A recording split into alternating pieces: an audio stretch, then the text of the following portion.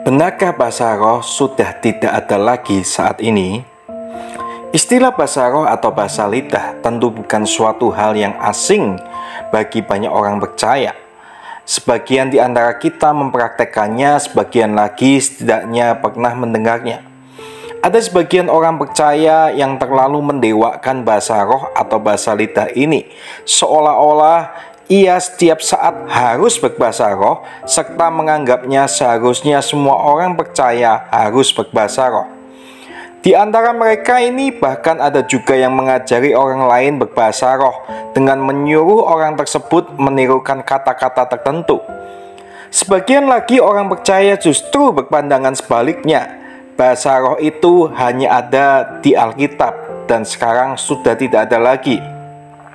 Menurut mereka, jika ada orang Kristen yang berbahasa roh atau mengaku memiliki bahasa roh, maka mereka menganggapnya sebagai sebuah penyimpangan.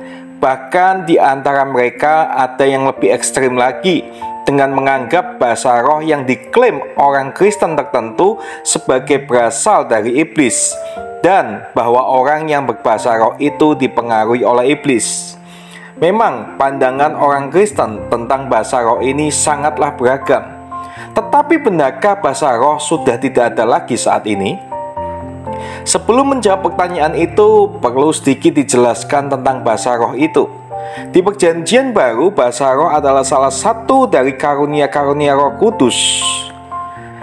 Karunia bahasa roh ini dikelompokkan ke dalam karunia-karunia supranatural Roh Kudus yang dibedakan dengan karunia-karunia alami atau karunia-karunia natural.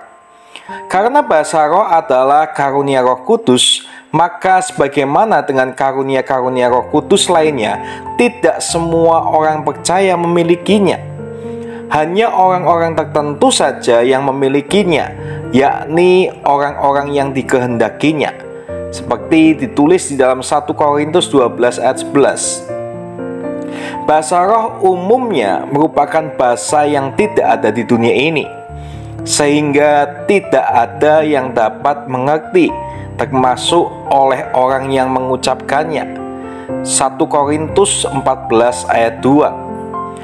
Bahasa roh seperti ini merupakan doa pribadi kepada Tuhan, sehingga tidak perlu diketahui oleh orang lain.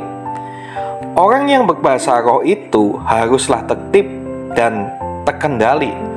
Ia tidak boleh liar dan menjadi seperti orang yang kesurupan. Rasul Paulus berkata bahwa karunia nabi tunduk pada nabi di dalam 1 Korintus 14 ayat 32.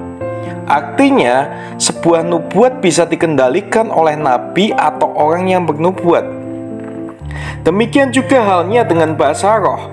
Bahasa roh seharusnya tunduk pada orang yang berbahasa roh itu.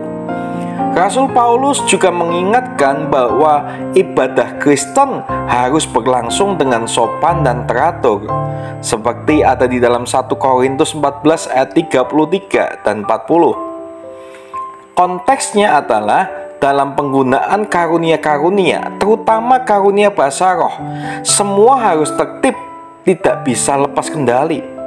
Rasul Paulus juga mengatakan bahwa Allah tidak menghendaki kekacauan, tetapi damai sejahtera. Ini juga dalam konteks penerapan karunia-karunia Roh Kudus yang tentu juga mencakup karunia bahasa roh. Lalu benarkah bahasa roh telah berhenti dan tidak ada lagi saat ini? Jawabannya adalah tidak benar. Sebagian orang menilai bahwa berdasarkan 1 Korintus 14 ayat 8 sampai 10 dan 12, bahasa roh telah berhenti sejak para rasul telah meninggal atau ketika kanon Alkitab sudah lengkap dan final, sehingga tidak ada lagi saat ini.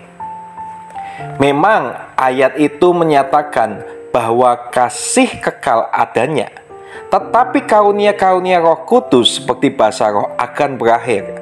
Tetapi berakhirnya bukan sekarang, atau ketika para rasul telah meninggal, atau ketika kanon Alkitab sudah lengkap dan final.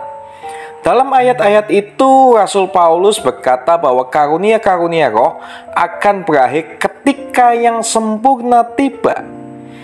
ketika kita akan melihat muka dengan Tuhan, dan ketika aku akan mengenal dengan sempurna seperti aku sendiri dikenal. Ketiga istilah ini jelas mengacu pada akhir zaman, pada kedatangan Tuhan Yesus kedua kali, bukan pada masa lalu ketika para rasul telah meninggal atau ketika Alkitab sudah selesai ditulis.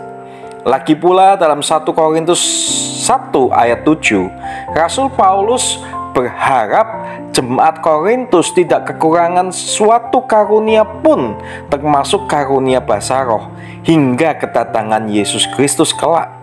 Jadi, sekalipun para rasul telah meninggal, dan kendati kanon Alkitab sudah lengkap dan final, bahasa roh masih tetap ada hingga kini, bahkan hingga akhir zaman.